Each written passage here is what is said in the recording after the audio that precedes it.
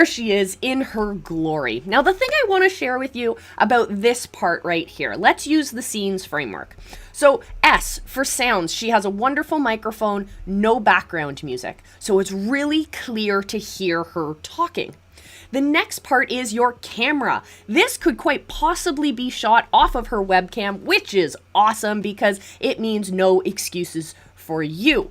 Another part of this, though, I want to point out is her background. This I would put under the N for non-moving objects in the scenes framework, but what you have in the background of your camera is super important to think about. So in my case, I use a green screen, and that way I can remove the background. But in Kathryn's case, she does the complete opposite. She uses her straight up camera feed and she fills that background with a ton of stuff to look at. So that is really cool to see because I've gone through this challenge. I've gone through many, many trainings with Kathryn, and she is incredibly high energy. You want to stay engaged with her, but if at any point you start to lose track or you start to zone out, there is so much in the background of her camera so that to keep you interested. If you stop listening to what she's saying, which is a crazy idea, first of all, you need to be listening to everything Kathryn says. She's brilliant.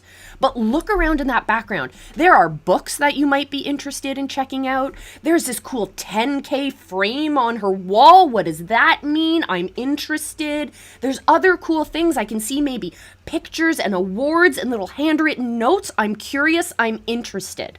On top of that, she has this cool open sign behind her that illuminates and gives this really cool lighting effect. So we're not only lighting in the foreground with maybe a ring light or some diffused light or just your regular ceiling lights, but she also has this level of interest that's behind her that's added by having that extra dimension of light. So I think that's really, really interesting.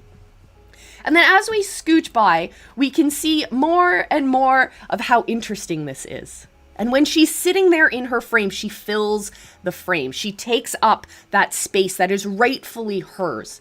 She doesn't crawl up into a little ball and talk really quietly that maybe you'll listen to her.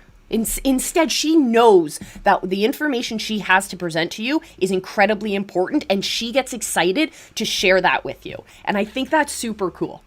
The next thing I want to show you is this. So what she does is she creates really well-designed slides. So this is a slide share. Super simple. We're not talking about screen grabs. We're not talking about display captures. None of this is done in OBS. This is all done straight in Ecamm Live. So we see that she still has her image in the bottom corner. Her camera is still there, and she's overlaid that on top of the screen share or the slide share. And this is really neat because remember I was talking about the bright light behind her adding interest? Now when that camera is much smaller, we still have that visual interest. We can still see how exciting and colorful that camera image is, but we're not distracted by the tiny detail. So in that background she has big screen detail and she has little screen detail. And that's really, really cool to see her do that. So supplementary screen shares, really well designed. Hone in on your branding. If you can make all of your screen shares and all of your slide shares really tightly branded, it's going to look superb. So Kathryn also has this magical ability.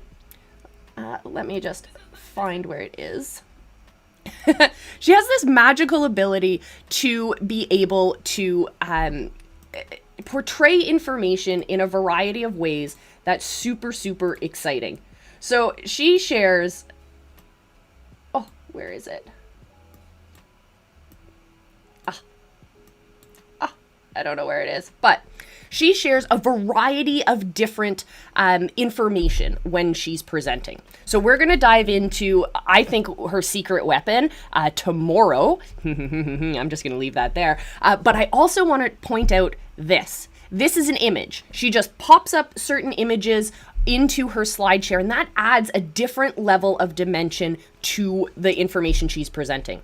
When we talk about social proof, super, super big, right? We talk about social proof being great for our landing pages.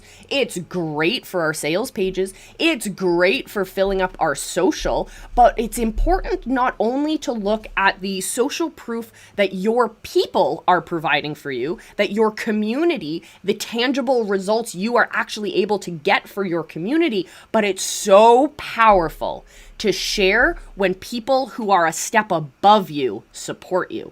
That's where I think this is super important, because we have the one and only Myron Golden on this screen right here. Like, he is the doctor of online marketing. I think he is fantastic. So we have him here, just having this image, bam, social proof. And then we have other people, clients of Kathryn's, that she's able to share as well.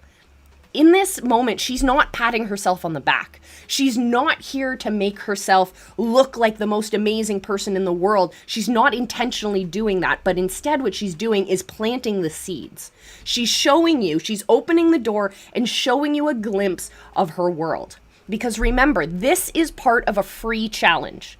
This is where people are maybe starting to warm up as leads. They're starting to get into her world. So this is where she's able to pat herself on the back, to lay out that credibility, to establish her authority in a way that doesn't feel slimy or skeezy, in a way that is really, really exciting. When you see this slide, when you see that you could be a client of Kathryn's and be on the same Zoom call as Myron Golden, that gets exciting. That makes your people feel like they're going to buy into this world. They want to be there. They want what you are presenting to them. And you're not doing it in a way that's gross or skeezy. It's in a way that is perfectly aligned with what you're teaching, and it just gives them that little glimpse. I think that's so, so powerful.